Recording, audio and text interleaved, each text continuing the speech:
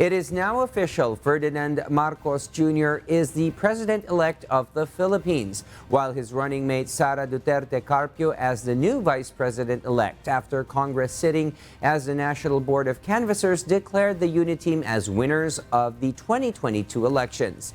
And from the House of Representatives, Nel Maribuhok will give us updates live.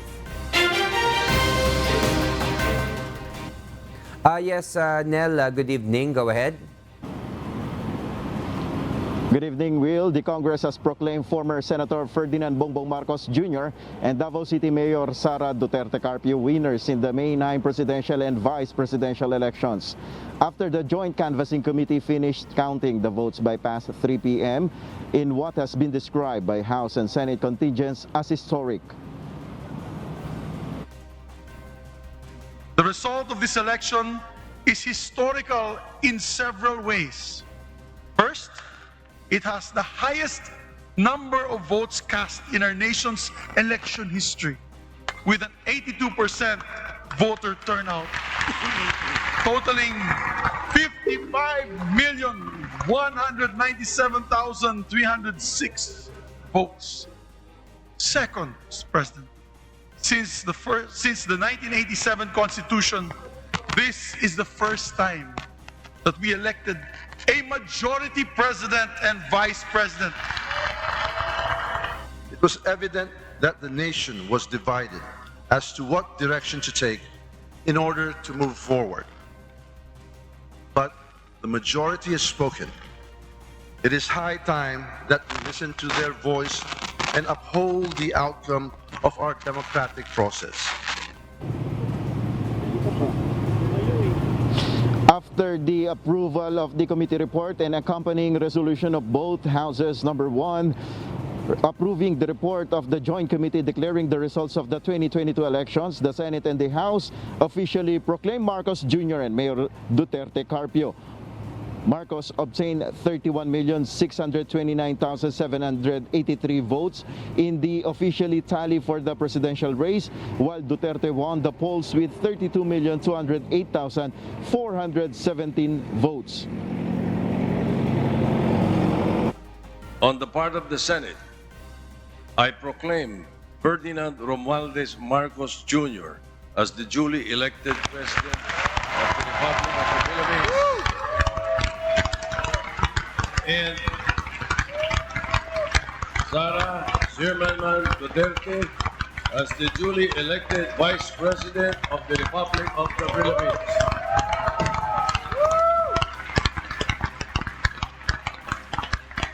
The canvassing closed, Marcos arrived at the Batasan Pambansa with his family, including former First Lady Imelda Marcos. The President-elect and VP-elect was invited to go to the Speaker's rostrum to raise their hands and give the copy of the resolution.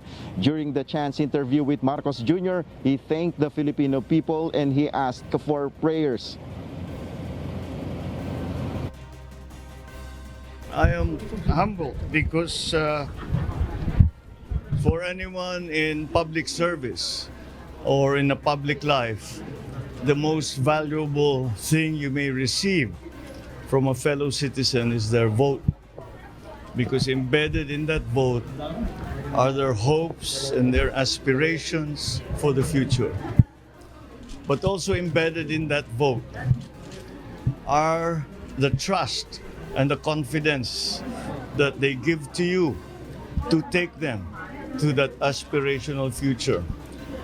And that is why to have received over 31 million votes from our countrymen is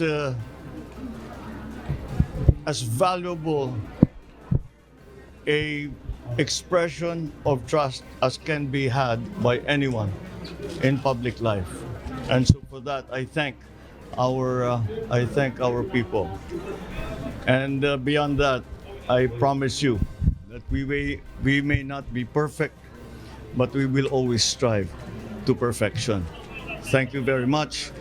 I congratulate all of those involved in the electoral process, the COMELEC, all our teachers, our BEIs, up to the National Board of Canvas here in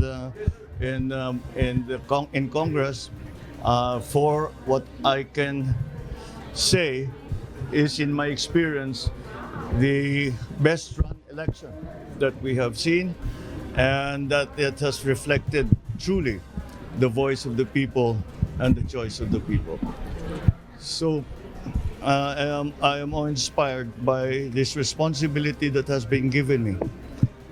So I ask you all, pray for me, wish me well. I want to do well, because when a president does well, the country does well. And I want to do well for this country. Thank you very much. Congratulations. After the proclamation of Congress, we will await the details of where the inauguration of President-elect Marcos will be held, while Duterte said she wants to hold their inauguration on June 19. That is our update. Back to you, Will. Yes, thank you very much, Nel Maribohok, reporting live from the House of Representatives.